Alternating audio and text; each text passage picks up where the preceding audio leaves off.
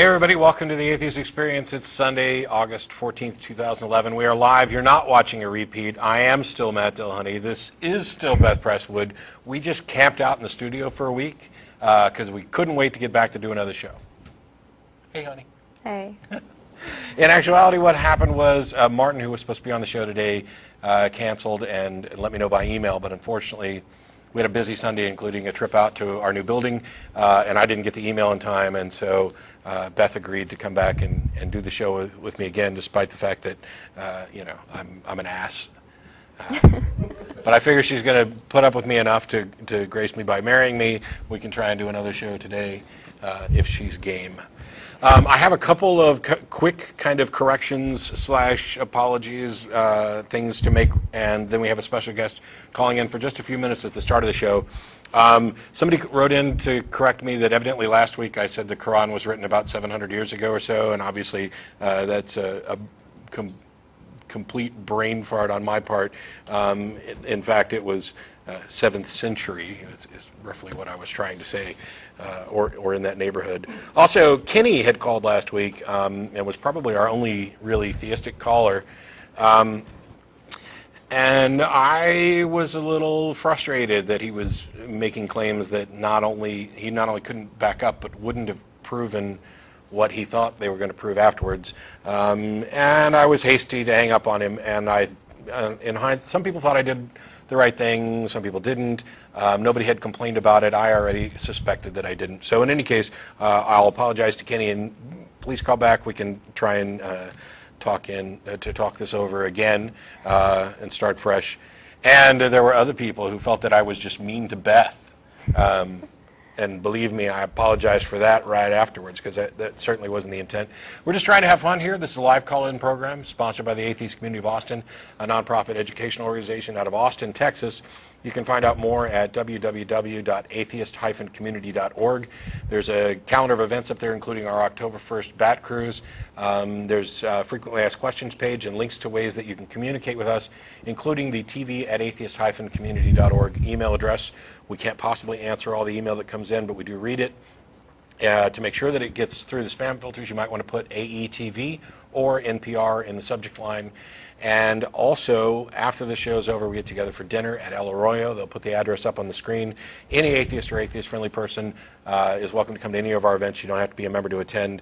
But if you come down to preach, proselytize, or provoke, please don't. That's a whole lot of P's. I might have to come up with a new little catchphrase for that one. But joining us on the phone today, a friend of mine for a couple of years now, the president of the Texas Freethought Convention Association, who's called in before. Paul, you there? I'm here, buddy. Thanks for calling. I can hear you just fine. Great. Tell us what's going on into this October. Yeah, we got a big show. As you know, Matt, you've been a part of the Texas Freethought Convention since the first year, and every year we keep growing. So I want to thank you for having me on the show, and I want to let all your viewers know that Matt Dillahunty will be there in full force at the Texas Freethought Convention this year in Houston, Texas. It's going to be awesome. The big show is October 7th to the 9th in Houston, Texas at the Hyatt Regency Hotel in downtown Houston. I've got a little rapid-fire list that I'm ready to go with, so I don't take up too much of your time if you want me to just kind of go down it. Go right ahead. Okay. Let's see. Well, we have Richard Dawkins, who's going to be one of our headliners. Michael Shermer, everybody's favorite skeptic. We also have Eugenie Scott, who's been big in Texas as far as the State Board of Education. Mm-hmm. Elizabeth Cornwell, Samsara Taylor, who's one of my favorites, Sakibu Hutchinson, Aaron Raw, Graydon Square, Victor Stanger, Daryl Ray, Sean Faircloth, Margaret Downey, and, of course, a whole list more. And PC? Dawkins is going to award to Christopher Hitchens the Freethinker of the Year award at the convention. Hitchens' appearance is to be determined based on his availability. I think we can all understand that. Mm-hmm. Brother Richard Haynes of Atheist Nexus will be our Master of Ceremonies. Awesome. And I have told him, Matt, that there's a little competition between you two, and you can explain that later. You bet. So the TFC is all about family-friendly, community diversity, expanding our movement, live music, comedians, panels, networking, socializing, schmoozing, after parties, and, of course, they get to meet Matt Dillahunty. Oh, yeah. Because I'm the draw for that ticket with Dawkins. We've been dealing with Camp Quest, so if you have kids, bring them on out. this year is special because every year we've always had some kind of kids' activities or daycare, but this year the Richard Dawkins Foundation is working with us for a specific daycare for kids ages 0 through 5. They're going to be footing the bill for the whole thing, and they're also helping us organize it, which is a big load off our backs. Big kudos to Elizabeth Cornwell and Richard Dawkins for that. Absolutely. On Monday, if you stick around, a lot of people are going to NASA. We also have a blood drive on Saturday, and I'm almost done. We have a voting drive by the League of Women Voters. That'll be Friday and Saturday. We are sold out of our VIP tickets, but we have plenty of other tickets so far. And if you're a student, student tickets are $59. If you're a member of the Secular Student Alliance, they go on sale this week. So hang around. And by the way, if you buy a ticket to the big show, your price does include dinner. I have had a lot of questions about that. So that's the end of my list. Awesome. There's stuff on there that even I didn't know. I didn't know about the NASA thing Monday, so now I'm going to have to ask for another day off work, quite probably. You went with me last year. It was your first time at the Freethought Convention. TFC was awesome. It's the best convention I've ever been to. And Beth, you asked me last year if we're going to have a dance. And that was one of the things that we're going to try to do this year, specifically because you asked for it. Yay! Thank you. Yeah, you guys don't want to see me dance any more than you wanted to see me in drag, but yeah, I've been involved with the Texas Freethought Convention since the first year, and primarily just as an attendee and occasional speaker, supporting them as much as we can by announcing on the show. It's been amazing to watch it grow. Of course, this week it's huge in part because you're partnering with Atheist Alliance America right. for the convention. But I suspect that, given the numbers that we've had, the convention's going to stay a big deal for quite a long time, and I am honored to be a part of it and to work alongside you. And thanks so much for calling in to let everybody know. Thanks, Matt. Sure. Anytime, buddy. We'll Right, talk to you see later. Yeah, I didn't know that we were going to NASA Monday, so looks like it's going to be a longer weekend than I thought. A lot of information at the website. It's going to be a fun time. I have never not enjoyed myself thoroughly at the Texas Freethought Convention. So if you're in the area, or if you can be in the area, visit the website. As he said, there are a lot of the VIP passes, but tickets are going fast, so it's about time for people to make a commitment to show up down there. Now, I know you probably don't want to be in Austin for the entire month, although you really should. I mean, it is the best place on the planet. But we're having our bat cruise, as I mentioned, October 1st. There's more information about that at the website, and it should be an interesting year for the bat cruise as well, and we'll get more information as we get closer to that. That's all I have as far as announcements, and we're less than 9 minutes into the show, into the much shortened show. So if you're ready, honey, we'll just go ahead and take calls. Of course. All right. Thomas in London, how are you? Hi, I'm Tristan. I'm from London, and I believe in Jesus and all that stuff. And I'm not happy with what you did to Kenny on the last show. I thought that you cut him off, and it doesn't look good on you because it looks like you were trying to block him from his argument. Yeah, I already apologized. I partially agree with you. Although to be fair, I think Kenny pretty much called to preach, and it was difficult that he didn't understand that not only could he not make the case that he thought he could make, but that it wouldn't have done him any good towards his arguments as well. And Kenny's welcome to call back, and I'll apologize to him in person. But all I mean is that if you want to make him do that on email, that's okay, because it's long. But what I mean is if you cut him off and then the rest of the show is all atheists, it looks pretty bad because the one call that was going to challenge you, you cut that off, and then the rest is just preaching to the choir. Sure, and to be fair, you'll be interested to know that we've specifically set aside 2 of the 4 lines to make sure that we get theistic callers, because we're not fans at all of having nothing but atheists call in. That said, I was not remotely about to be challenged. When somebody claims that they can demonstrate the authorship of the Gospels, when the entire collection of New Testament scholars from within Christendom and without are in a consensus agreement that without the autographs and with nothing more than church kind of history attributing names to these, that it simply cannot be done. then a caller's just kind of wasting time. I mean, it would almost be like somebody calling in to say that they had scientific evidence for ESP, but they didn't have any actual data or tests or studies. They just felt that they could demonstrate it. But did you have a question or a comment outside I of want Kenny? to know where you think that. Well, first of all, I wanted to say that we don't have eyewitness accounts for a lot of historical events. Like if you look Sure. at Alexander the Great, I assume you believe Alexander the Great took over the world when he was 30 years old, but you don't have any eyewitness accounts of that. So you're being a bit biased there, don't you think? My requirement isn't anything about eyewitness accounts, because here's the thing. You can go right now and find somebody who claims to have been abducted by aliens, and you can get an eyewitness account direct from that individual. Does that mean that what they're claiming is true? Does it mean it's not true? No, it doesn't, but the burden of proof is on those who are claiming that it is true. And when you talk about whether or not Alexander the Great existed and conquered the world, there is considerable evidence for that, and it's a fairly mundane claim. When you talk about whether or not somebody was a god and walked on water and raised the dead, all of a sudden, even if you had 1,000 eyewitness testimonies that were certified, that had survived throughout history, that's still not sufficient to prove that actually happened. So you're being biased because it's a miracle, you don't believe in miracles, you're saying you need more evidence than something else. I reject your claim that I don't know what you mean by being biased, because not all claims are created equal.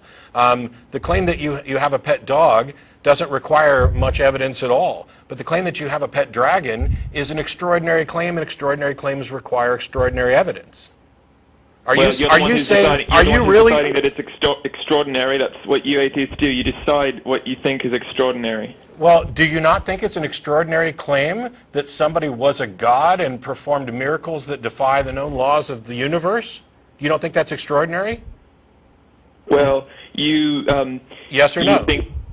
Well, it's not the same as saying you have a dog, but I think the claim that someone took over the world when they were 30 years old is pretty extraordinary, too. Well, okay. I realize that we're two people separated by a common language, but I would think that when we talk about something that's extraordinary, we could at least agree that claiming that somebody was a god and performed miracles that violate the physical laws of the universe is extraordinary, couldn't we? All right, I get your point, but you're deciding that it's not extraordinary evidence. What about prophecies? Isn't that extraordinary evidence that it was predicted before? No. I'm not aware of any sort of prophecy that could possibly serve to prove the kind of thing that you're saying. Okay. Well, anyway, I just have one question. If there's no God, where do you think we get universal morals from? I mean, if I say something horrible, like torturing babies for your own personal enjoyment is immoral everywhere on the earth at every time, where does that come from if there's no God to give us that moral, universal moral principle? Do you want to... You did a whole presentation on this. Yeah, I've run around giving an entire talk on this, but let me try to answer this. You're asserting that your exaggerated claim that you feel that anybody would consider is immoral. Torturing babies for your own pleasure is immoral at all places, at all times, etc. And the idea that this is universally considered immoral, you want to know where that comes from? If it doesn't come from God, where does it come from? It can't come from you because... Why not? People have different opinions about that. Yes, but the fact that we have different opinions about things doesn't mean that we aren't also the authors of what we consider to be right and wrong. The fact is we are similar creatures in similar circumstances. It's all about, morality is about the interaction of people and the fact that our actions have consequences and that those consequences don't just affect ourselves, that they affect other people as well, and they affect the kind of society that we live in. And the idea that a society that permits as a moral action the torture of children for one's pleasure would be a better society than one that prohibits it as something that's immoral is absurd. Yeah, but you're just talking about practicality, like don't do it because... Sure. It's not simple consequentialism, or it's not simple practicality. We're talking about real consequences. The type of society that we live in. Would a society be generally better, would the well-being of that society be generally better if we permitted as a moral good the torture of children? I think that that's absolutely absurd. You think that, but other people might not. Sure, So, screw them. yeah, They're okay, immoral. Well, yeah, well, you're saying that, but when I say it's immoral, I know it is because I get it from God. Really? You can't do that. Really? So if your God changes his mind and tomorrow says that torturing little kids for your pleasure is moral, that makes it moral? That God doesn't say that. So How do you know? Dashing little babies against the rocks? That's in the Bible. Yeah, in the Old Testament, Oh, so you don't pay any attention to the Old Testament?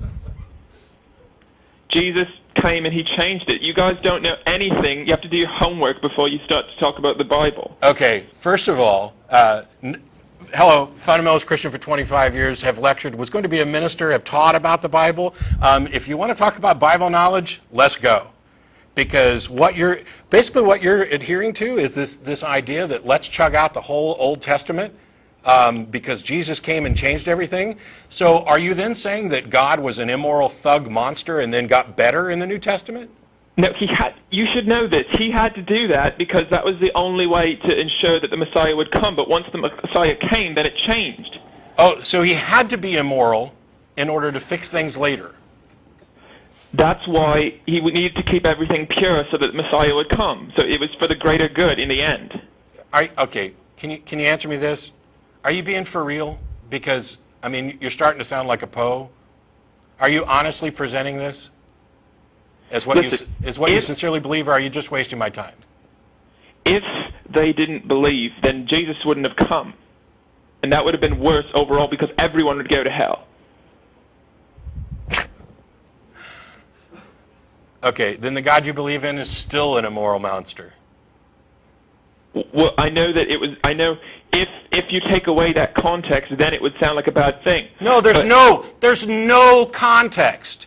There is no context in which slavery becomes moral. There is no context in which killing little kids becomes moral. And by the way, you're arguing not for an objective moral standard that comes from God. You are arguing, in fact, for divine command, which means that you actually believe that it was morally right for God to command those things in the Old Testament because it was necessary. You've just made that argument. So your morality isn't objective, isn't derived from anything moral or true. It's just whatever God says. So when you claim that God can't say that, you can't make that claim because, for all you know, your God may have a good reason to make it moral to torture babies tomorrow. Do you know more than your God?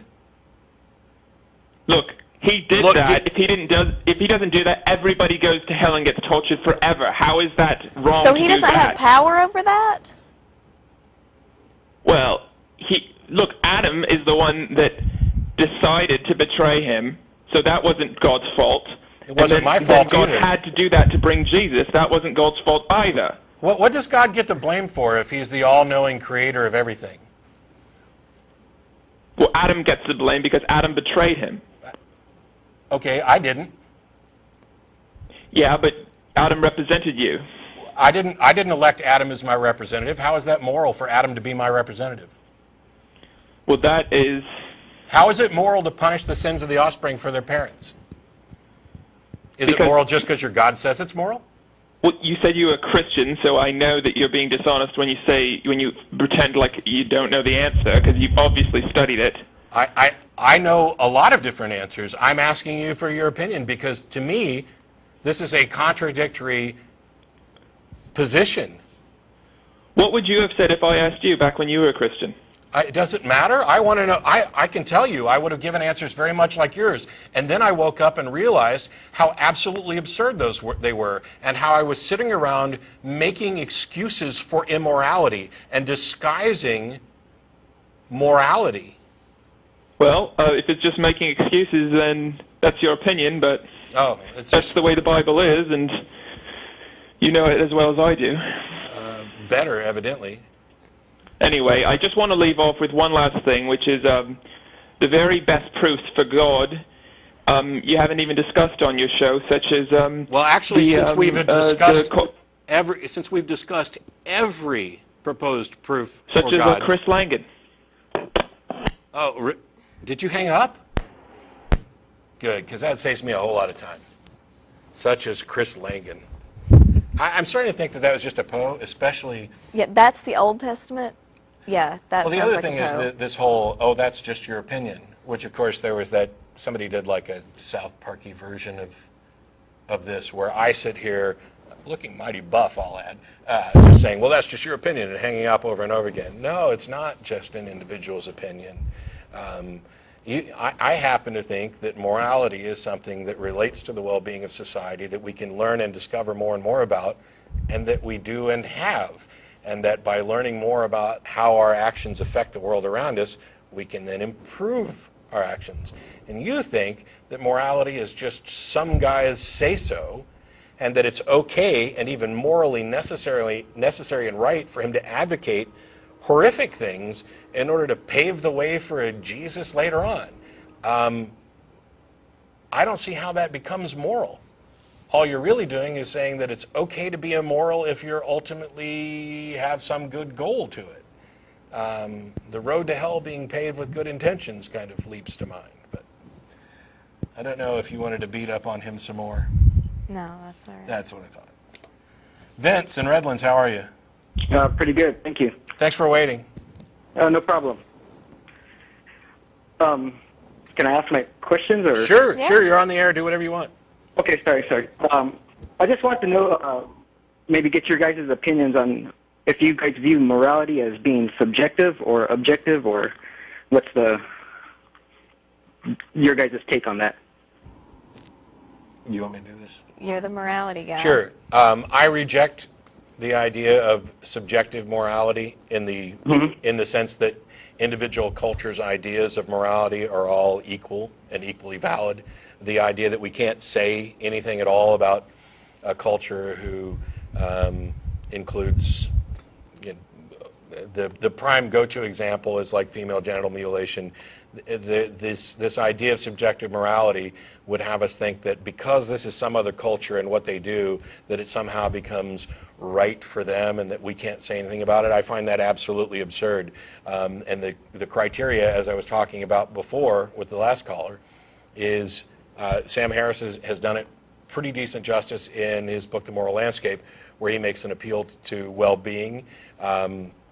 I think there's a lot of value in his case for well-being. It's similar to the type of foundation I used when I was talking about the superiority of secular morality, and the fact that secular moral systems are developed internally, where everybody's a participant, where we can change our ideas based on new information, and you don't have to begin with anything beyond very simple precepts, which you can change those too if you find out that the precepts you've begun with lead to bad things. But the idea that, for example, generally speaking, life is preferable to death, health is preferable to sickness, a handful of basic ideas like that go to our well-being.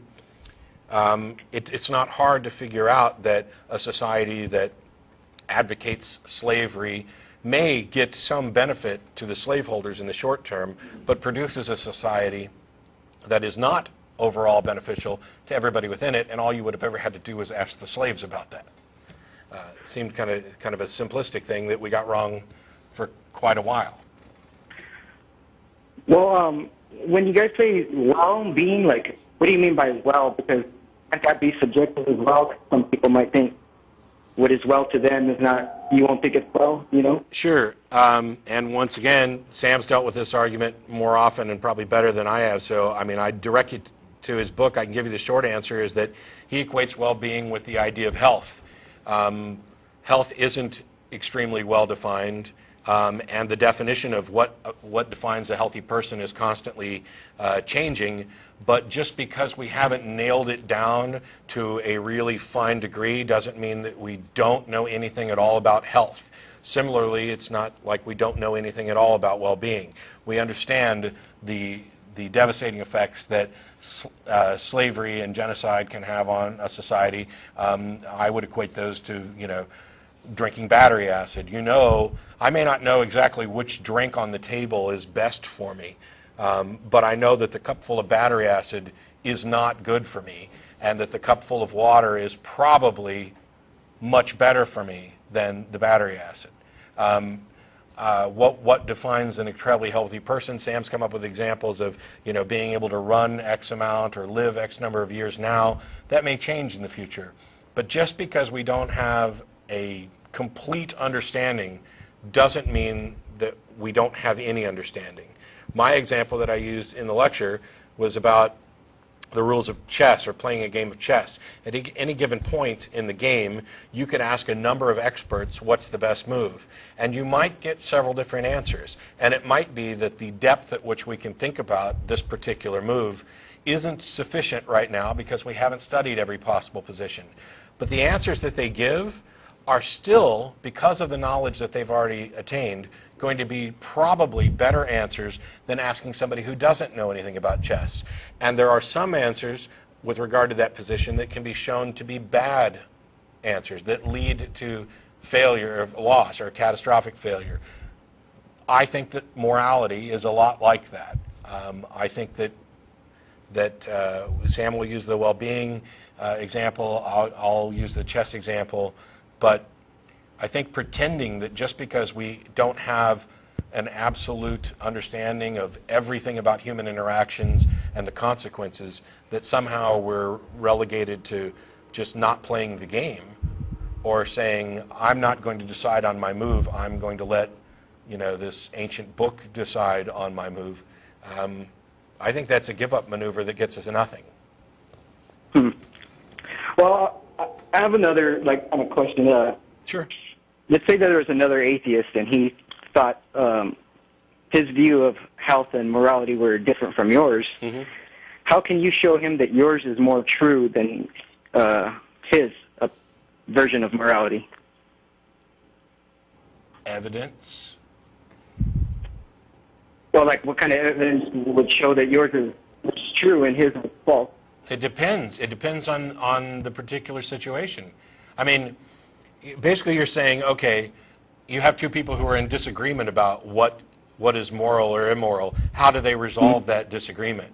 And the benefit of a secular moral system is that it has built in it a way to resolve that, which is we make appeals to data, and we also understand that in some cases there may be moral actions, there may be immoral actions, there may be actions that are amoral, that we can't, the consequences are relatively negligent. And so while we might have different views about how to go about that, the way of changing somebody's mind is to convince them by making a good case for something, backed up with real evidence, data if you can get it. I mean, we can't always quantify everything, but you make the case. When you talk about religious moral systems, if you're two people within the same religion, to solve your disagreement, well, there shouldn't be one because you can appeal back to a holy book, except that people can interpret that book in any number of ways, which is why there's 1,000 different denominations of Christians who have different views about morality. But if you're in religion A with holy book A and somebody else is in religion B with holy book B, how do you resolve those conflicts? You don't have the advantages of a secular moral system that is based on reason and evidence. Instead of convincing, you have coercion and you have conflict. Mm-hmm. How do you resolve that? Well, that's another thing. That's what I'm trying to say. Let's say I said, you know what, I don't want to be a Christian more because, you just proved me wrong as being a Christian. And I said, well, I think atheism is a better alternative, but I have different views of morality than you do. I understand that you're saying you show them with evidence, but, let's just say, for example, I'll be the psychopath here. I said I'm an atheist and I want to hurt children. How are you going to show me that your position is true? I'm not saying that that my position is true, but how is that? Because, when you say truth and you're saying evidence and you're saying you don't really know, you have to improve on it, then how can you show that yours is true over theirs? I don't know that I don't know that it said true. If I did, okay. When we're talking about morality, we're talking about morally better or morally worse with respect to the consequences. It's not necessarily, well, I mean, obviously you could look at it as right and wrong or morally true and not morally true. But, for example, if you are somebody who wants to hurt children and you're asking me how I would explain to you why I view that as immoral, There's a number of different principles we can apply. One of the ones that I've talked about before is considering an action with respect to what the world would be like if everybody took that same action with that same motivation and that same circumstance. And understanding that because you don't live in a vacuum, that your actions have consequences on others, and that you have to coexist with others, which is the essence of morality. If there was just one person left in the entire universe, there'd be no morality. There's not anything that that individual can do, or there's nothing that they can interact with. They have the base freedom that we grant everybody, and no restrictions, because the restrictions on freedom come from the fact that we have to coexist in a tight space with others.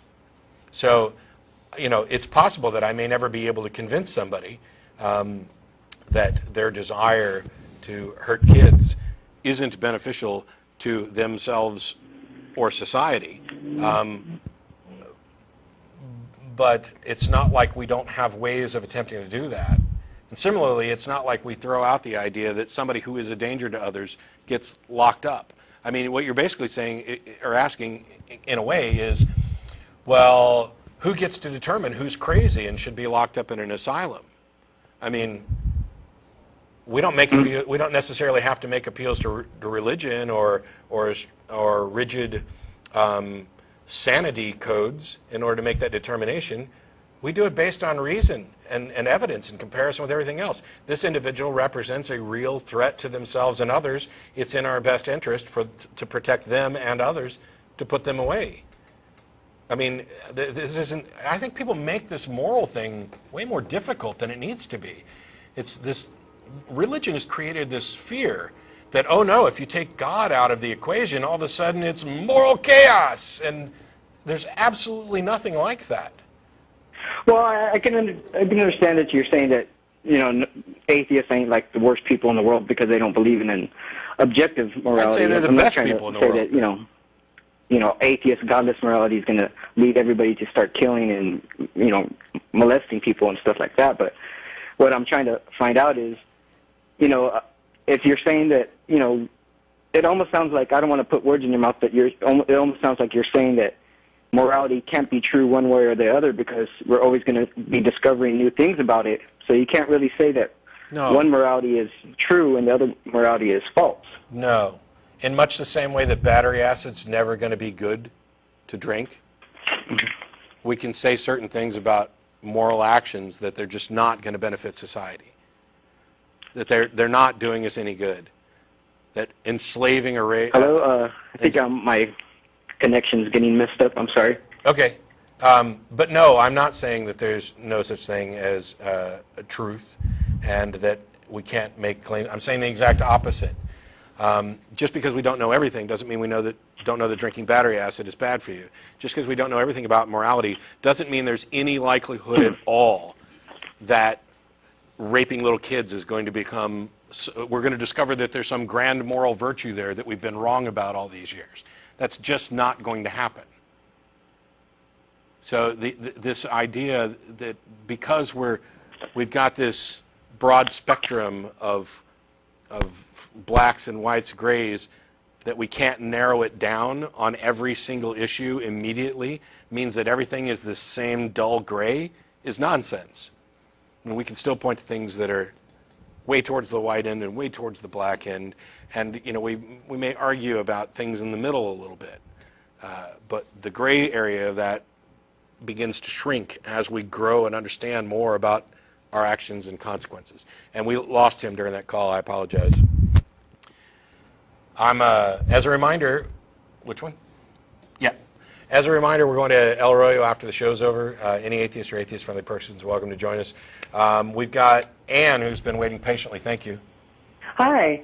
Hi. I'm an atheist, and I work as an adjunct history professor at a community college.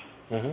And basically what that means is I have no benefits and no job security, and, you know, it's just if they decide not to hire me next semester, then I have no recourse whatsoever. So I'm afraid to come out. This community, it's a Virginia State college, so it's not particularly religious, but my boss, although she's a great boss, I know she goes to Bible school every lunch hour. Did you lose me? No, you're still here. So what do you mean by come out? Because I'd hope you would I would keep, just... everything out of the classroom. Oh, yeah. Oh, absolutely.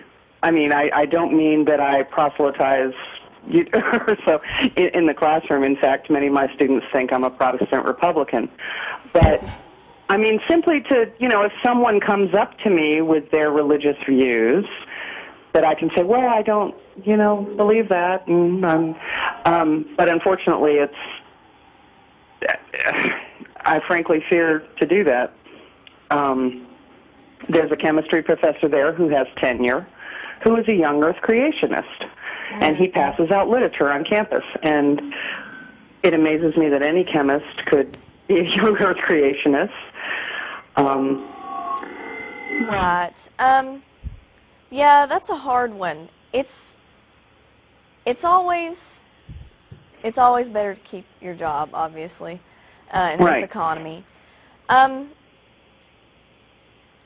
would think if somebody directly asks you religious questions, you don't have to go into saying I'm an atheist. You could just say, well, that's personal, or I don't go to church, or, any of a number of answers that don't actually include the words I'm an atheist. Now, if you wanted to get involved in an atheist group or anything, obviously you might not be able to keep that quiet, especially if it's on the internet. Well, my thing is, because I'm sort of a mentor to many of the students, and a few of them have approached me about this, and I don't really reveal myself to them, but I know that they feel, as atheist students, they feel lost. And I would love to start a group, some sort of secular humanist group, but, it sucks that atheists today are, I guess, a group that it's okay to criticize. Yeah. One of my students told me the other day that atheists are anarchists, and I explained how that wasn't true. Yeah. Yes. But this is why we waste so much time worrying about these things that we shouldn't care about. Yeah. Well, right. Well, actually, what I really was wondering was, did you guys face up against any of that? Any sort of fear about your position when you wanted to say, hey, obviously you're on TV, so you're out? I actually wasn't out when I first started doing the show to my family, although I knew it was unavoidable. But I had a plan in place. I was out to pretty much everybody else. I mean, so I wasn't worried about it from the point of view of my job. And I've said before that, whether or not how open you are about what you do and don't believe is entirely up to you. And if you're not feeling comfortable about it, and you're not willing to potentially pay the consequences of having it go badly, then it may be in your best interest not to come out. And at some point, what happens to a lot of people is that they just get to a point where they're tired of having to pretend to be somebody they're not, and damn the torpedoes, full speed ahead. But I also don't think that anybody should ever make a big deal out of it. Like I've talked to kids before who are still living at home who are like, how should I come out to my parents? And I'm like, well, the first thing I would say is definitely do not sit them all down in a room and say, I have something to tell you. I don't believe in God. Because now you've made a big deal out of it. And instead, just be honest about who you are and gradually become more and more honest with people. And at some point, they're going to say, well, wait a minute, does that mean you don't believe in God anymore? And you can honestly say, yeah, I don't believe in that. Rather than, and by the way, there's a lot of people who wouldn't automatically assume that you're an atheist once you've said that. And so you don't have necessarily the stigma of the A word right off the bat. The only thing is, if she wants to be a faculty advisor to an atheist club, that's kind of going to out her. Because she could give a case, well, they have a right to have a club, they have to have an advisor. But everybody's going to be like, well, she's just the atheist. So, and especially with adjunct professors, they're in a really bad situation as far as job security. I Well, would say that's- don't come out unless you really, really think you can do good, and Yeah, you that's the don't thing. think I- it's going to be bad. I crave the opportunity to argue and discuss this with people, and I really enjoy getting into it, which is how I discovered your show about 2 months ago, was looking online for atheist argument and that sort of thing. But yeah, as far as my job is concerned. Yeah, argue on the internet. You know, go to a local group. I mean, a student might see you there or something, but then they would be there for the same reason. Right. You know. So, well, I do my part. I teach my students to argue from evidence. I'm a history professor, so anyway. Awesome. Thanks, y'all, for doing the show. Sure, thanks a lot, Ann. We got about 20 minutes, or actually less than 20 minutes left in the show. We've got, wrong line. There we go. Andre in Austin. We've got, who's obviously on a 7-second delay. Hello?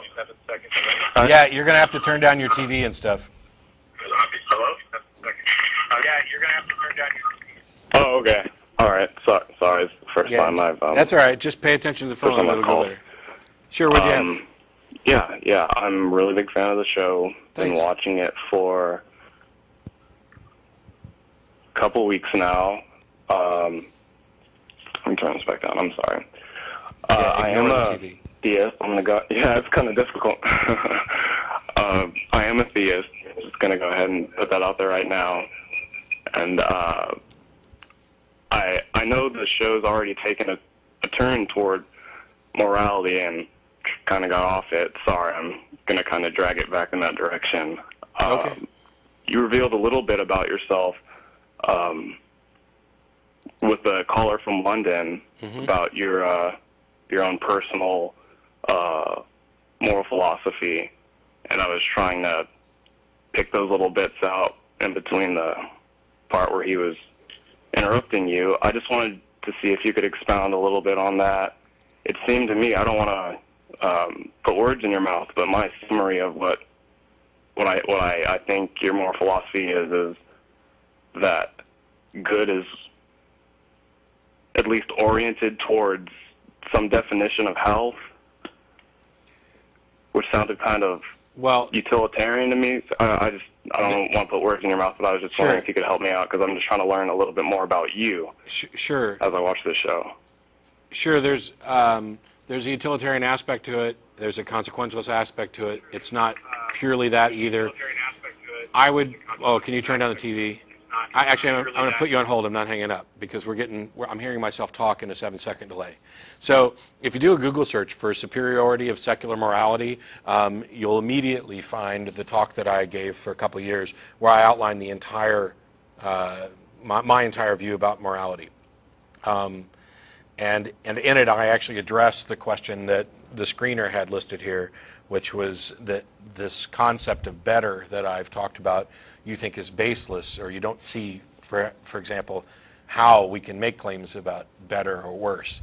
I don't see the problem there at all. Yes, it's possible that there's somebody whose idea of a better society is the extermination of everybody except for them. We don't really have to pay them any mind. In much the same way that the person who says that drinking battery acid is good for you is just wrong. The KKK's views on human rights are just wrong, and they don't get to enter into the debate until they demonstrate that they have any respect at all for reason and evidence and opinions that are based on base core values that we can at least agree on. Yes, there are some base values that we're going to have to agree on to begin with, but did that at least get you started towards an answer? No. I was just, I wanted to, you told me to look up a couple things, and I want to write it down real quick. It's what was it that you said? Superiority of secular morality. It's a talk I gave for a couple of years. There's actually a video up you can watch, which outlines my thoughts on morality, which are way too big to spend a whole show on with multiple hours.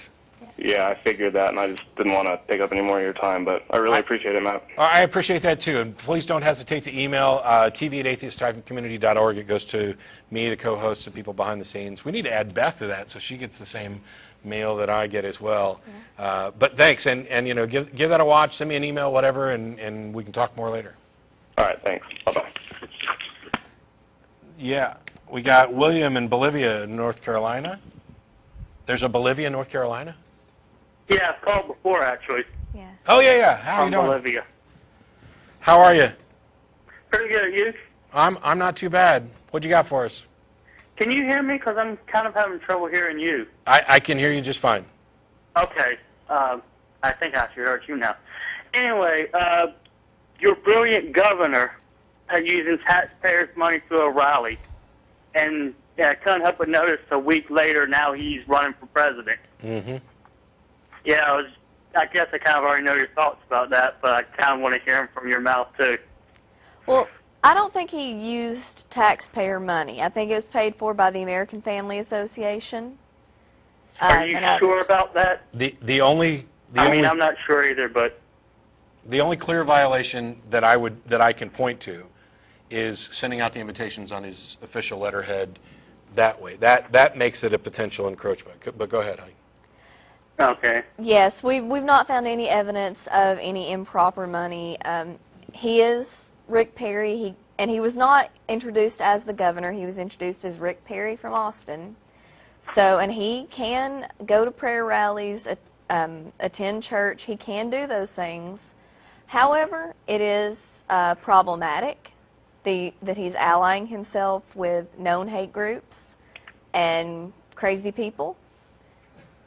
you mean like the ones that said the world's going to end? I think instead of problematic, I'd say embarrassing. Yes. Embarrassing both for Texas and for the United States that in 2011 we have a governor who's, and I'm going to steal something that Linnea brought up at one of the nonprofits, but who's doing a rain dance. He's done this rain dance thing before to try and get rain, and now he's throwing in the towel on issues and saying we need to, let go and let God by having a prayer rally. Wow, it's just, just if it weren't, we live in a country that's predominantly Christian, and so nobody bats an eye at this. But imagine if he had actually arranged a rain dance. What kind of reaction would that be getting? Would that be getting the sort of reaction of, oh, this is his religious liberty? Or would that people be saying, wow, this is batshit crazy, and you guys elected him as governor? And he wouldn't be running for president if he did a little rain dance either. Yeah, it's because... now it's embarrassing, or potentially embarrassing me if he will, but now the U.S. if he does indeed go on to be a I've been saying for years that he'll be governor until he decides not to be governor, and that he'll run for office, and he has a shot of winning the presidency unless people start waking up to, the absurdity of rain dancing. Right. Well, that kind of also leads into something else. Oh, I'm sorry. Were you saying something? No, I was seeing if Beth wanted to add anything there, but go ahead. Oh, well, that kind of leads into something that I was thinking and wanted to ask is, do you think we'll ever see a open non-Christian have a chance of winning president? Yes. Yes? Wow, that's optimistic. In your lifetime? You think so? Okay. Yeah, that's what I kind of meant. I'm sorry. I guess I should have elaborated more. I'd argue that we've already had an openly non-Christian, although it was... I'd argue that we'd already had an openly non-Christian, although it was a couple centuries ago, and we've lost ground since then. But yeah, I think that it may not happen in my lifetime, because I have no idea how long my life is going to last. So, but given the odds, probably not in my lifetime. But I think it's inevitable that religion becomes relegated to the same status as the flat earthers. And in much the same way that I hope a flat earther is unlikely to be elected president, I think we'll reach a time where the non-flat earthers are electable as they are now. And so I think non-Christians and atheists, I think it's possible to have an openly atheistic president. I don't know how long it's going to take, though. Mm-hmm. I think it's unavoidable that they eventually, I think eventually they'll all be that way, because we will be hopefully shifting towards electing people who focus on reality and make appeals to science and reason and evidence, and that, of course, leads to the conclusion that the religious stuff falls into the realm of the supernatural and isn't believable. But I don't know for sure. But yeah, I think it will happen. Anyway, we got other callers waiting, and we're running low on time. I appreciate the call. Thank you. All right. Take it easy, man. Sure. The top one? We got Jacob in Los Angeles. How are you? Hello? Hello? Yeah. You're on the air. I had a question. Hi. Yeah, I had a question. Mm-hmm. How would you be able to explain the books that the government have found from a long time ago to make the Bible now? What books? Well, I mean, like, you know how he got the Bible and everything? Yeah, the Bible's old. Yeah, I know. But how would you explain about those books? Like, where do they come from if the government dug them up from a long time ago? The Bible was Yeah, written a long time ago. Yeah, it was. But I'm saying... So that's how I explain it. The Bible was written a long time ago. Sometimes we find really old portions of the Bible. I don't know what you're wanting us to explain. Yeah. What I want you guys to explain is that how can God not be real if there are other people from the times where God had been there? And like, how can you like explain like how is God not real? Like, how is God real? He's real because there is evidence that shows what that He's evidence? real. The evidence is the Bible that they've written. The Bible being written is evidence that a God exists? Yes, it is. But the Bible was written by humans. A long time ago. Okay. It was written a long time ago to show proof that God sent someone to, sent Jesus. Lots of books were written a long time ago. You don't believe them. But you're not getting what I'm saying. You're getting the general question. I'm trying to ask a specific question. The specific. Okay. I'm explaining it to you specifically. Okay. But you're taking it as a general answer.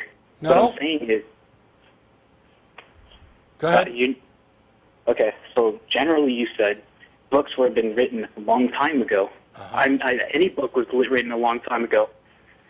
But I'm saying the Bible specifically, the people who wrote this a long time ago, it was humans as of today, the people of today, the modern, or centuries ago, whatever. But not during the time that Jesus was there. You understand? Not remotely. Okay.